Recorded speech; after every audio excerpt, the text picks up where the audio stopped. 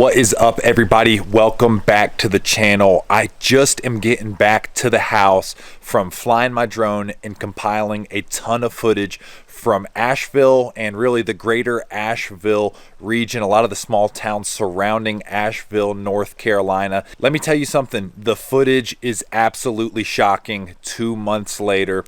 And if you want to make an impact, I'm telling you, there's three huge needs right now. One is building material. A lot of people are trying to rebuild their homes. So many supplies are short in Western North Carolina at the Home Depots and Lowe's and other home building stores. The other thing that is needed is heavy machinery. If you are someone that has a dump truck, if you have an excavator, a bulldozer, a skid steer, something to help clean up, I'm telling you, there is rubble everywhere. Your services would be so much appreciated. And then thirdly is financial giving. People need money, propane, food. There's so many different expenses that are needed right now. Links are down in the description if you feel led to give financially. But I hope this video opens your eyes to what is going on in Western North Carolina 2 months later after Hurricane Helene. If you're on I-40 passing through Asheville, North Carolina in the mountains, you're blind to what's just off the highway. And the reality is 95% of everything in the mountains is back to normal. But where there is a creek, where there is a river, a piece of flat land adjacent to running water, within 15 to 20 miles of Asheville, North Carolina, there is gut-wrenching destruction. Other small towns in Western North Carolina and Tennessee have scars of Helene that are in plain sight. Trucks flipped over in creeks. 18-wheelers disintegrated in the riverbeds. Debris and trash so high above the riverbanks it makes you question, how is it even possible for the water to rise that high? As I pass buildings with windows still fogged by water lurking in the walls and material, I'm filled with deep emotional confusion. I thought these tough, rugged mountains were immune to natural catastrophe. The slopes of the mountains mixed with the river's ability to drain and run water downstream so fast. There's no way I thought this could happen. Not here. The smells of broken sewage lines, spilled chemicals, decaying flesh of livestock, and you can't help but wonder, are there more people unaccounted for missing below the silted-in flats and monstrous debris fields that are present everywhere? 2 months later, and there's still a tangible, ominous, unspoken paranoia when you are driving a road that parallels the rivers. I can imagine the sounds of the raging water, trees and huge rubble being picked up and moved by the power of the rising waters. Screams of people and houses and vehicles that lost their lives, their loved ones, their properties, their businesses. My heart breaks with deep anguish.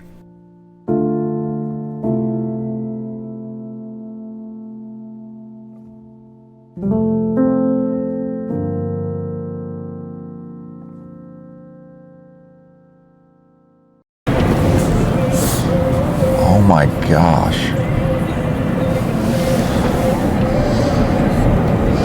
So to put things in perspective, guys, the river's 20 some feet below us up here, and there's debris and flooding and trash. Oh my gosh. Beds. Holy cow. I mean, the river's all the way down there.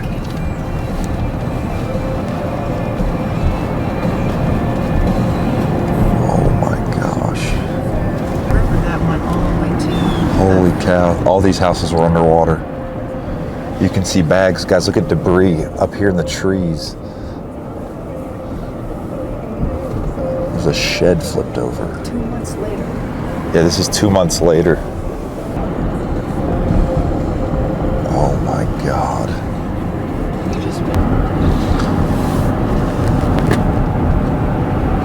All these buildings are completely gutted. Water was to the roof. 2 months later, it still looks like a war zone. They're working on water.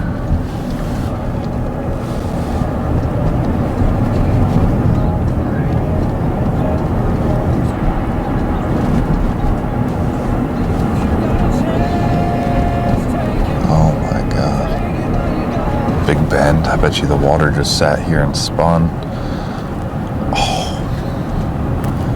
Holy crap.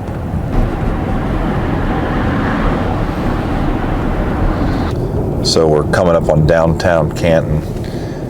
There's a ton of debris around the old paper mill.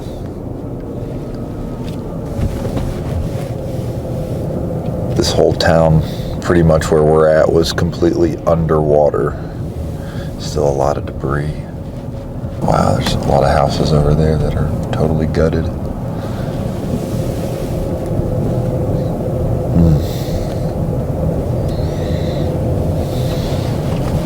Jeez, entire warehouses. Holy cow, look at all the mud. That's a granite countertop. There's mud all the way up to the ceiling. Oh my God.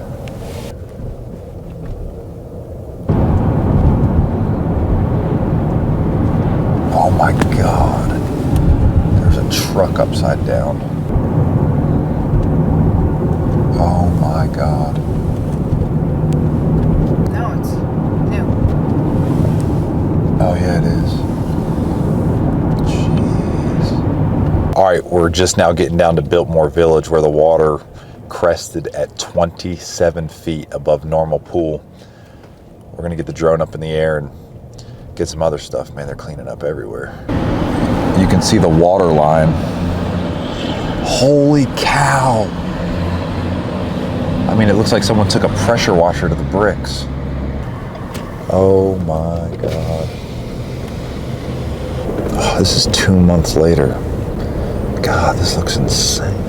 That's one of my favorite Mexican restaurants. Holy crap.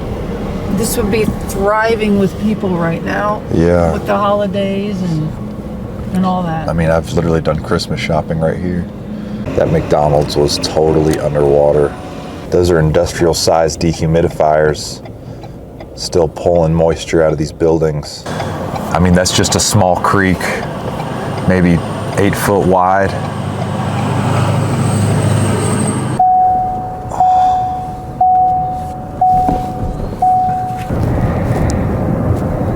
Mud all over those vehicles. The water crested at 27 foot here. That little river right there rose 27 feet.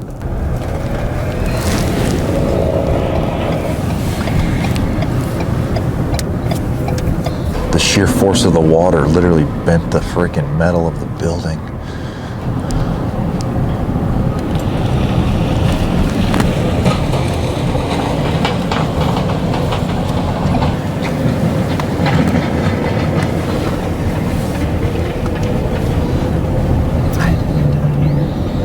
How do you even clean up after this?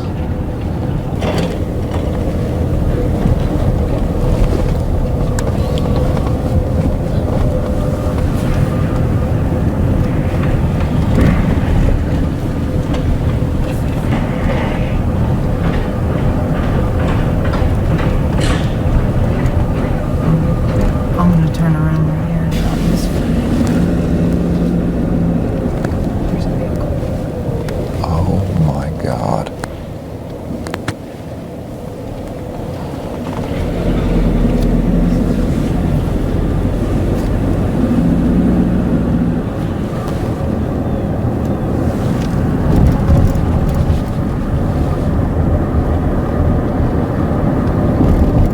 Literally like a bomb went off. Yeah.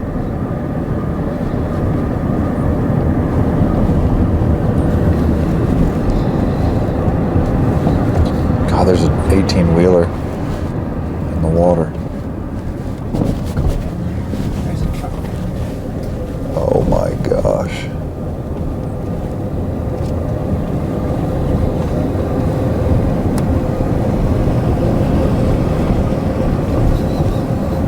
Oh my God, look at that car.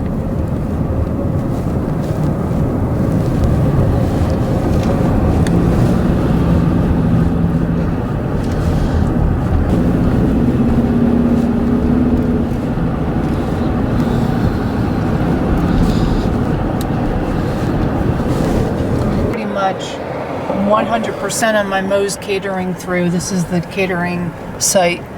That Rain, who's been there for 20 years, they lost everything here. I've eaten there many a times. I have too. Starbucks literally gone.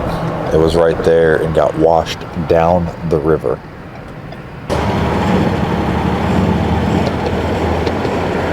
All right, guys, well, this is where Savage Operations operates out of. They've been flying Chinook helicopters in this field delivering goods for the last couple months.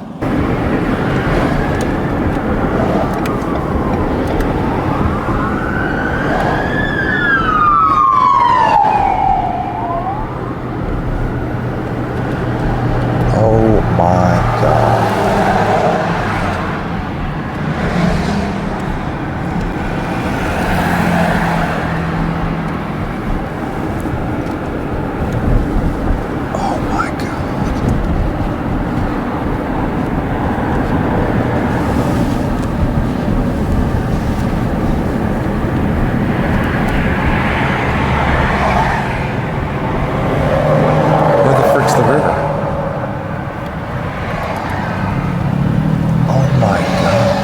Oh my God.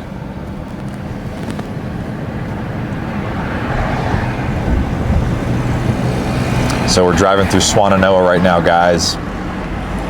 And we're talking about a small, just river right over here. We're driving east right now, but just north of us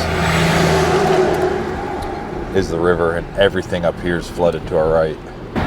How did the water get up this high? Oh my God.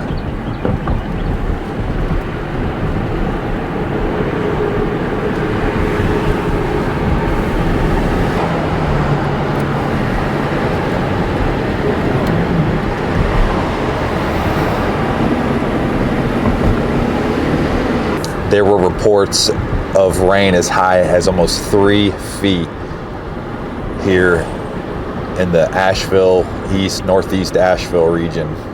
3 foot of rain. That's the KOA campground that they were talking about in that article, of people going up to the roofs of places. All right, Ingles is a national, almost national, I guess more super regional grocery store chain, and you can see the brown water line all the way up on their facility here in East Asheville. And the power lines. Guys, this is a bridge they're working on. This bridge literally washed away. Oh my goodness. Oh my God.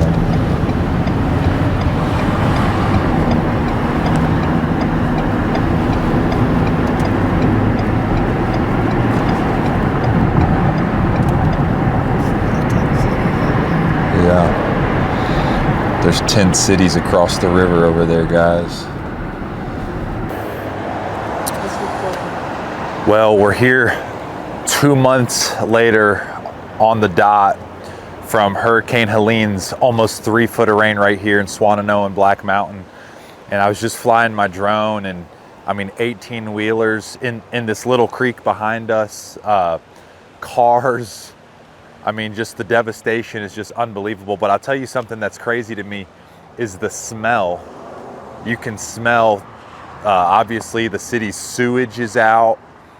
I can smell rotting flesh like dead animals, and you can't help but to think when you're around all this devastation, like, I mean, I hate to be morbid, but it's like, what's below the mud? What's below the thousands of, honestly, not even thousands, millions of pounds of debris and rubbles that are in the river? I mean, it's absolutely sickening.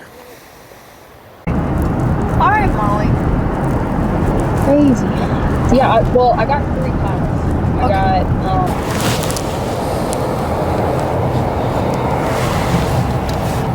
I might get off of here. So we're down here in the River Arts District of Asheville, and we're up under this bridge, and you can tell there's these walkways that go down and run down to the Greenway that parallels the French Broad River, and just these little roofs are just totally caved in.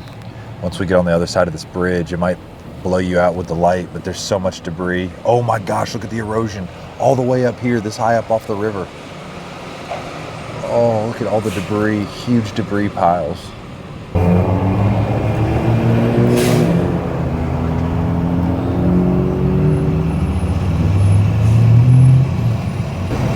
Where do you even start?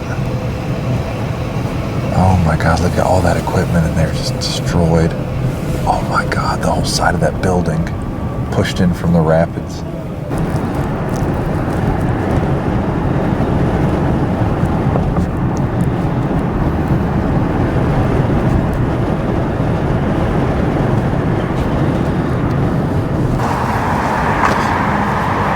I mean, this is unbelievable.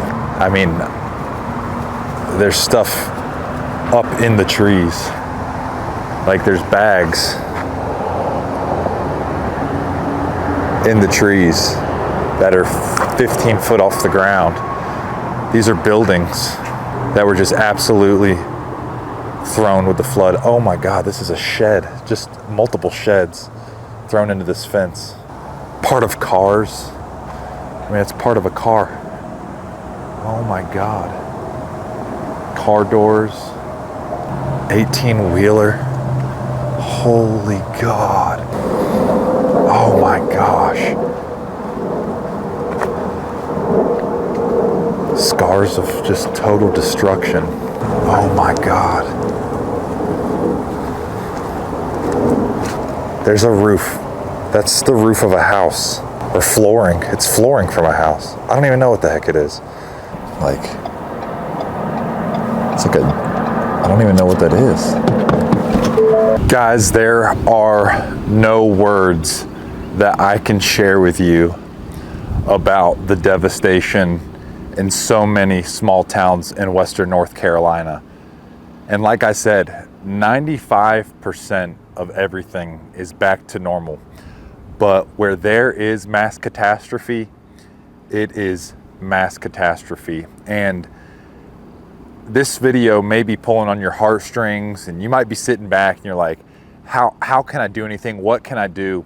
If you know somebody with big heavy machinery, dump trucks, excavators, bulldozers, man, send them to Western North Carolina. If you want to donate financially, you can donate down in the description with links. You can use the thanks button right here. We are trying to do everything we can to help the people of Western North Carolina. This is my home. These little mountain towns are places I call home, and these people are strong, but they need the help of every American. So if you can muster up $1, if you can muster up a few dollars, a few $100s, whatever, I would genuinely ask you to pray about it, and whatever is on your heart, I pray that you would try to be a difference maker for so many people.